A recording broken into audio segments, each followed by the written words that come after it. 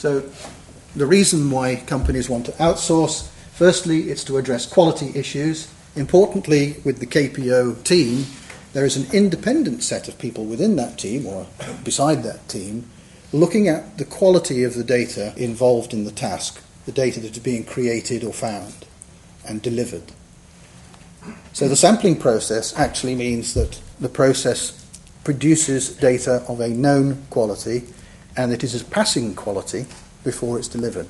Importantly too, the KPO process is collaborative, and the client has their part to play in feeding back to the team about errors that are made, rules that could be refined, and so on. And this feeds back into the team and makes them more and more competent and knowledgeable about what they're doing. Growth is another reason to outsource. So what you've got is a made-to-measure annex to the business, which is flexible both in terms of its size and also its scope. You don't have to buy new buildings because that's done for you. You get the release potential of the experts, as I've said before, and increased opportunity for new services and products that perhaps you couldn't do before because you hadn't got the money to do so. Cost is a good reason, another one. The important thing about reducing cost, and this has been touched on in a different sense earlier, is that the work is done at a reduced cost but to a guaranteed quality, which will be the quality required by the business or better. These are typical savings for a Philippines-based KPO team. It's a very wide range, and actually there are many factors involved, not least of which is the efficiency of the starting process. But certainly, person for person, working with people from the Philippines, you're going to start off with a 50% saving, something of that order. The centralization of a task reduces management overheads. Obviously, in terms of infrastructure and office space needed, that is dealt with again by the KPO vendor, so you don't have to worry about that.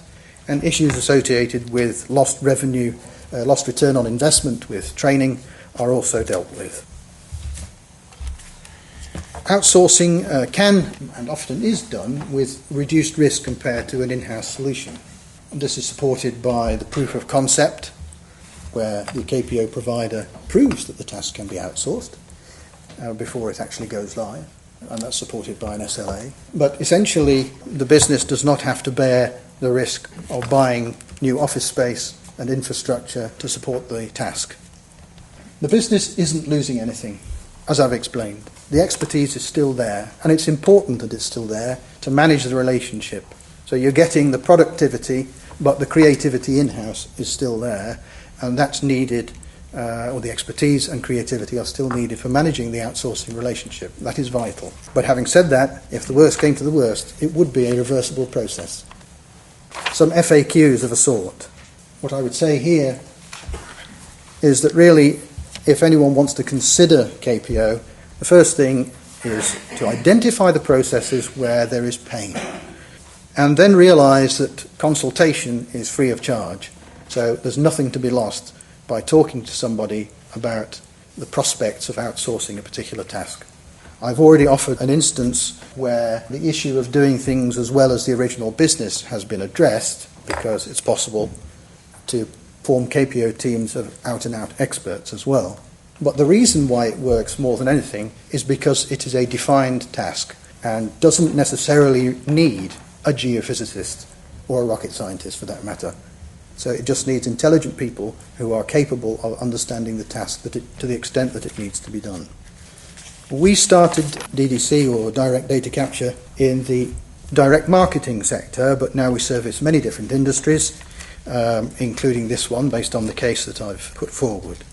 We have bases in the States, the UK and Europe, and we are, importantly, not constrained when it comes to entering new markets and investing in new processes. This is important. So we need to be able to throw ourselves into a task to show that it can be done so that the customer will buy into it later on. Our KPO teams are based in the Philippines and in Bosnia, where we have language skills. We like the Philippines for these reasons, as do our customers. Essentially, it's got everything we need. The petroleum industry, like others, should look at KPO and outsourcing in general as a way to achieve low-risk cost reduction in its data management processes. And just to finish off, an irony not lost on us is that when we start a new project, we often begin from a position of ignorance, if I can put it like that, or relative ignorance. We don't gear up, or KPO is not geared up to offer industry solutions, but to address particular tasks that need doing, applying resources and a method which, through the outsourcing journey I explained, leads us to becoming de facto experts in our customers' processes. Thank you for your attention.